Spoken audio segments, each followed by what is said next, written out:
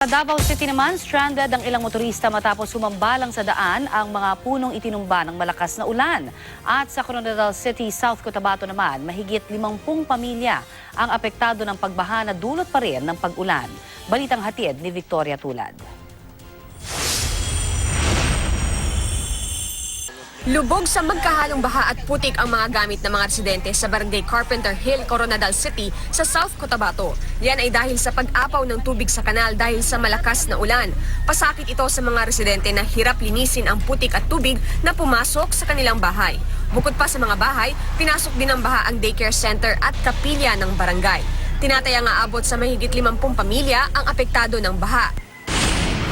2 oras na stranded ang ilang motorista matapos humambalang ang natumbang puno sa tulay sa Barangay Bato sa Davao City.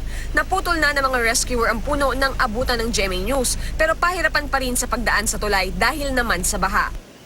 Sa Farland Extension sa Davao City pa rin, hindi madaanan ang isang kalsada dahil sa natumbang punong mangga. May nabagsakan din na bubong ng isang garahe. Agad namang nilagari ng mga rescuer ang natumbang puno. Wala namang napaulat na nasaktan. Ekta-ektaryang palaya naman ang nasira sa Santo Niño, South Cotabato. Nalubog sa tubig at nabulok na ang karamihan sa mga pananim na palay dahil pa rin sa malakas na ulan. Ang ilan pa sa mga pananim, dumapa na. Napilitan na ang ilang magsasaka na mag-ani ng maaga para maisalba pa ang ilan sa kanilang pananim. Nasunog ang isang poultry house sa Maribojoc, Bohol matapos tamaan ng kidlat. Unang tinamaan ang haligi ng poultry house bago lamunin ng apoy ang iba pang bahagi nito. Wala namang nasaktan sa mga nagtatrabaho sa poultry at sa mga alagang manok doon.